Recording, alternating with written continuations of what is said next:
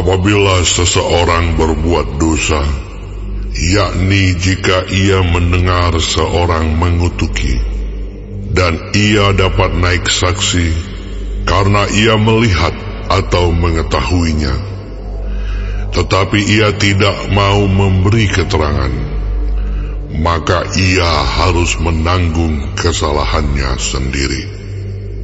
Atau bila seseorang kena kepada sesuatu yang najis, baik bangkai binatang liar yang najis, atau bangkai hewan yang najis, atau bangkai binatang yang mengeriap yang najis, tanpa menyadari hal itu, maka ia menjadi najis dan bersalah. Atau apabila ia kena kepada kenajisan berasal dari manusia, dengan kenajisan apapun juga ia menjadi najis, tanpa menyadari hal itu, tetapi kemudian ia mengetahuinya, maka ia bersalah. Atau apabila seseorang bersumpah teledor dengan bibirnya, hendak berbuat yang buruk atau yang baik, sumpah apapun juga yang diucapkan orang dengan teledor tanpa menyadari hal itu, tetapi kemudian ia mengetahuinya, maka ia bersalah dalam salah satu perkara itu. Jadi apabila ia bersalah dalam salah satu perkara itu, haruslah ia mengakui dosa yang telah diperbuatnya itu, dan haruslah ia mempersembahkan kepada Tuhan sebagai tebusan salah karena dosa itu seekor betina dari domba atau kambing menjadi korban penghapus dosa. Dengan demikian, imam mengadakan pendamaian bagi orang itu karena dosanya. Tetapi jikalau ia tidak mampu untuk menyediakan kambing atau domba, maka sebagai tebusan salah karena dosa yang telah diperbuatnya itu, haruslah ia mempersembahkan kepada Tuhan 2 ekor burung tekukur atau 2 ekor anak burung merpati, yang seekor menjadi korban penghapus dosa dan yang seekor lagi menjadi korban bakaran. Haruslah ia membawanya kepada imam, dan imam itu haruslah lebih dahulu mempersembahkan burung untuk korban penghapus dosa itu. Dan haruslah ia memulas kepalanya pada pangkal tengkuknya, tetapi tidak sampai terpisah. Sedikit dari darah korban penghapus dosa itu haruslah dipercikkannya ke dinding mezbah, tetapi darah selebihnya haruslah ditekan keluar pada bagian bawah mezbah. Itulah korban penghapus dosa. Yang kedua, haruslah diolahnya menjadi korban bakaran sesuai dengan peraturan. Dengan demikian, imam mengadakan pendamaian bagi orang itu karena dosa yang telah diperbuatnya, sehingga ia menerima pengampunan. Tetapi jikalau ia tidak mampu menyediakan 2 ekor burung tekukur atau 2 ekor anak burung merpati, maka haruslah ia membawa sebagai persembahannya karena dosanya itu 1/10 eva tepung yang terbaik menjadi korban penghapus dosa. Tidak boleh ditaruhnya minyak dan dibubuhnya kemenyan di atasnya, karena itulah korban penghapus dosa. Lalu haruslah itu dibawanya kepada imam, dan imam itu haruslah mengambil daripadanya segenggam sebagai bagian ingat-ingatannya, lalu membakarnya di atas mezbah di atas segala korban api-apian Tuhan. Itulah korban penghapus dosa. Dengan demikian, imam mengadakan pendamaian bagi orang itu karena dosanya dalam salah satu perkara itu, sehingga ia menerima pengampunan. Selebihnya adalah bagian imam, sama seperti korban sajian.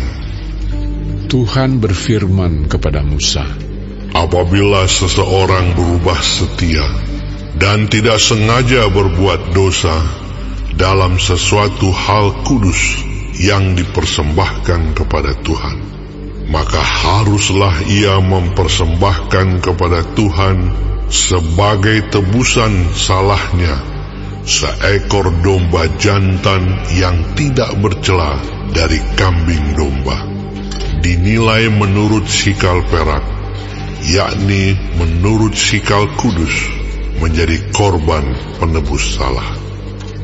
Hal kudus yang menyebabkan orang itu berdosa haruslah dibayar gantinya dengan menambah 1/5, lalu menyerahkannya kepada imam. Imam harus mengadakan pendamaian bagi orang itu dengan domba jantan, korban penebus salah itu, sehingga ia menerima pengampunan. Jikalau seseorang berbuat dosa dengan melakukan salah satu hal yang dilarang Tuhan tanpa mengetahuinya, maka ia bersalah dan harus menanggung kesalahannya sendiri. Haruslah ia membawa kepada imam seekor domba jantan yang tidak bercela dari kambing domba, yang sudah dinilai sebagai korban penebus salah. Imam itu haruslah mengadakan pendamaian bagi orang itu karena perbuatan yang tidak disengajanya dan yang tidak diketahuinya itu, sehingga ia menerima pengampunan. Itulah korban penebus salah. Orang itu sungguh bersalah terhadap Tuhan. Imamat 6.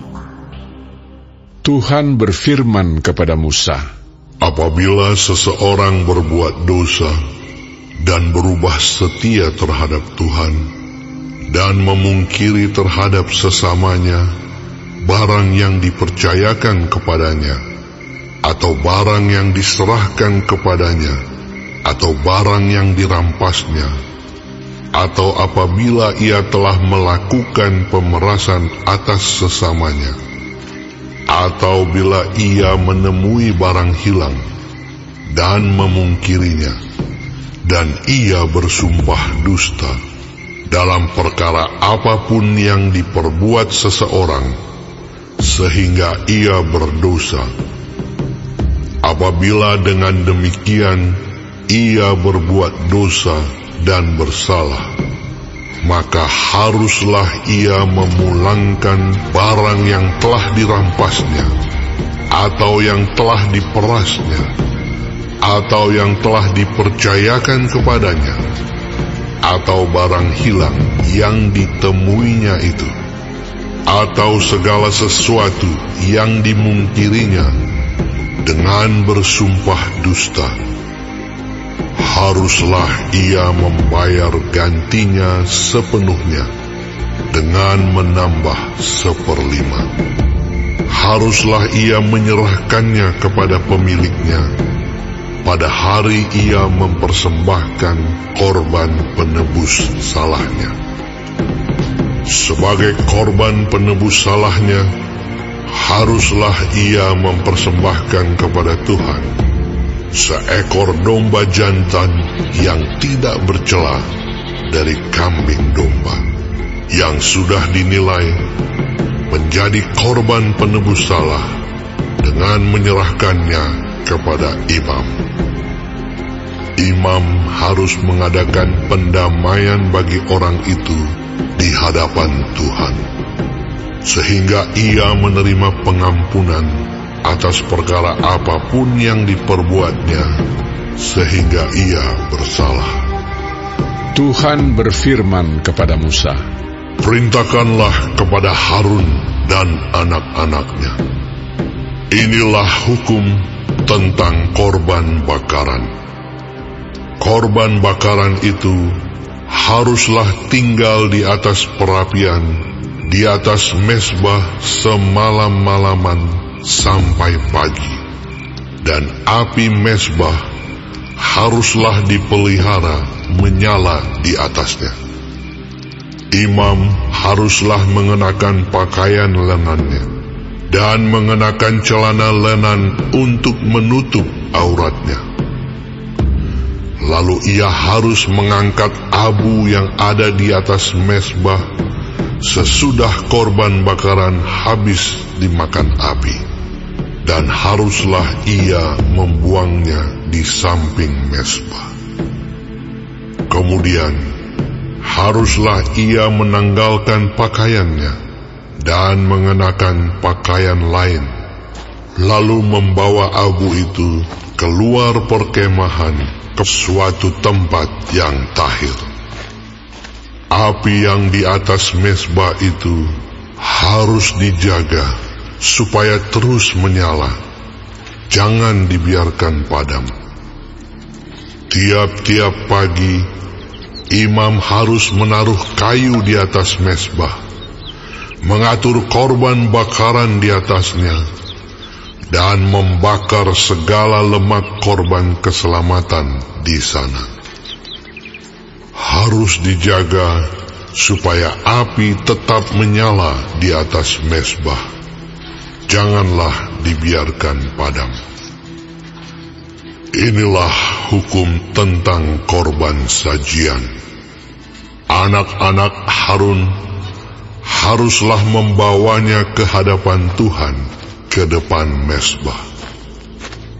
Setelah dikhususkan dari korban sajian itu, segenggam tepung yang terbaik dengan minyak, serta seluruh kemenyan yang di atas korban sajian itu, maka haruslah semuanya dibakar di atas mezbah, sehingga baunya menyenangkan sebagai bagian ingat-ingatannya bagi Tuhan. Selebihnya haruslah dimakan oleh Harun dan anak-anaknya. Haruslah itu dimakan sebagai roti yang tidak beragi di suatu tempat yang kudus. Haruslah mereka memakannya di pelataran kemah pertemuan. Janganlah itu dibakar beragi.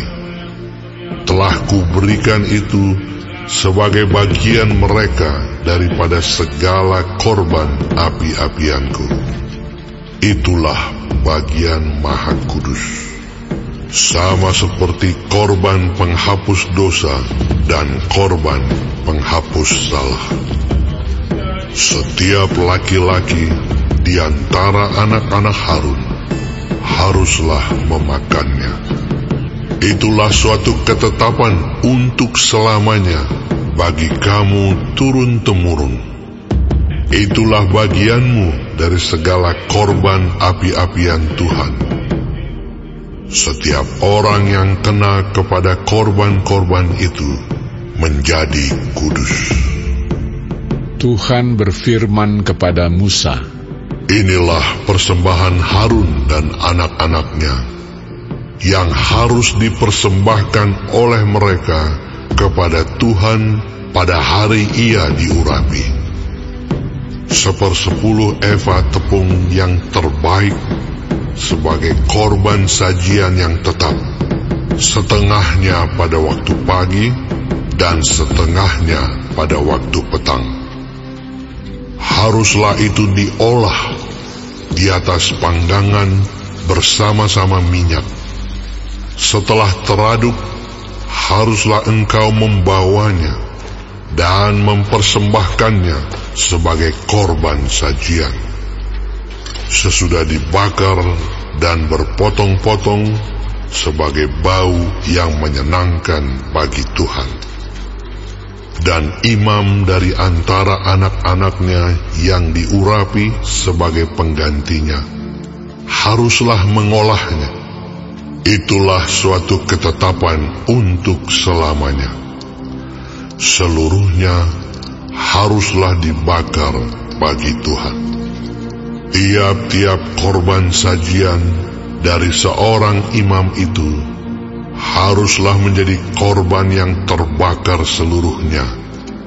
Janganlah dimakan.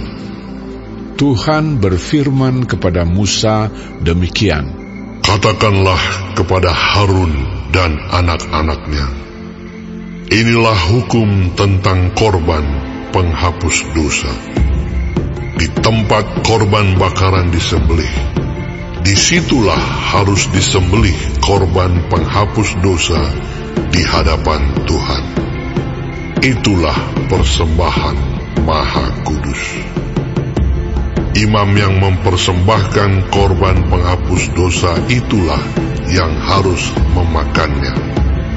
Haruslah itu dimakan di suatu tempat yang kudus, di pelataran kemah pertemuan. Setiap orang yang kena kepada daging korban itu menjadi kudus. Dan bila darahnya ada yang terpercik kepada sesuatu pakaian, haruslah engkau mencuci pakaian itu di suatu tempat yang kudus. Dan belanga tanah tempat korban itu dimasak haruslah dipecahkan, dan jikalau dimasak di dalam belanga tembaga, haruslah belanga itu digosok dan dibasuh dengan air. Setiap laki-laki di antara para imam haruslah memakannya. Itulah persembahan Maha Kudus. Tetapi setiap korban penghapus dosa yang dari darahnya dibawa sebagian ke dalam kemah pertemuan untuk mengadakan pendamaian di dalam tempat kudus, janganlah dimakan, melainkan dibakar habis dengan api. Imamat 7. Inilah hukum tentang korban penebus salah. Korban itu ialah persembahan Maha Kudus. Di tempat orang menyembelih korban bakaran, disitulah harus disembelih korban penebus salah, dan darahnya haruslah disiramkan pada mezbah itu sekelilingnya. Segala lemak dari korban itu haruslah dipersembahkan, yakni ekornya yang berlemak dan lemak yang menutupi isi perut, dan lagi kedua buah pinggang, dan lemak yang melekat padanya, yang ada pada pinggang, dan umbai hati yang harus dipisahkan beserta buah pinggang itu. Haruslah imam membakar semuanya itu di atas mezbah sebagai korban api-apian bagi Tuhan. Itulah korban penebus salah. Setiap laki-laki di antara para imam haruslah memakannya. Haruslah itu dimakan di suatu tempat yang kudus. Itulah bagian Maha Kudus. Seperti halnya dengan korban penghapus dosa, demikian juga halnya dengan korban penebus salah. Satu hukum berlaku atas keduanya. Imam yang mengadakan pendamaian dengan korban itu, bagi dialah korban itu. Imam yang mempersembahkan korban bakaran seseorang, bagi dia juga kulit korban bakaran yang dipersembahkannya itu. Tiap-tiap korban sajian yang dibakar di dalam pembakaran roti, dan segala yang diolah di dalam wajan, dan di atas panggangan adalah bagi imam yang mempersembahkannya. Tiap-tiap korban sajian yang diolah dengan minyak atau yang kering adalah bagi semua anak-anak Harun. Semuanya dapat bagian. Inilah hukum tentang korban keselamatan yang harus dipersembahkan orang kepada Tuhan. Jikalau ia mempersembahkannya untuk memberi syukur, haruslah beserta korban syukur itu dipersembahkannya roti bundar yang tidak beragi, yang diolah dengan minyak, dan roti tipis yang tidak beragi, yang diolesi dengan minyak, serta roti bundar dari tepung yang terbaik yang teraduk, yang diolah dengan minyak. Ia harus mempersembahkan persembahannya itu beserta dengan roti bundar yang beragi, di samping korban syukur yang menjadi korban keselamatannya. Dan daripadanya, yakni dari setiap bagian persembahan itu, haruslah dipersembahkannya satu roti sebagai persembahan khusus bagi Tuhan. Persembahan itu adalah bagian imam yang menyiramkan darah korban keselamatan. Dan daging korban syukur yang menjadi korban keselamatannya itu haruslah dimakan pada hari dipersembahkannya itu. Sedikit pun daripadanya janganlah ditinggalkan sampai pagi. Jikalau korban sembelihan yang dipersembahkan itu merupakan korban nazar atau korban sukarela, haruslah itu dimakan pada hari mempersembahkannya, dan yang selebihnya boleh juga dimakan pada keesokan harinya. Tetapi apa yang masih tinggal dari daging korban sembelihan itu sampai hari yang ketiga, haruslah dibakar habis dengan api. Karena jikalau pada hari yang ketiga masih dimakan dari daging korban keselamatan itu, maka Tuhan tidak berkenan akan orang yang mempersembahkannya, dan korban itu dianggap batal baginya, bahkan menjadi sesuatu yang jijik, dan orang yang memakannya harus menanggung kesalahannya sendiri. Bila daging itu kena kepada sesuatu yang najis, janganlah dimakan, tetapi haruslah dibakar habis dengan api. Tiap-tiap orang yang tahir boleh memakan dari daging korban itu.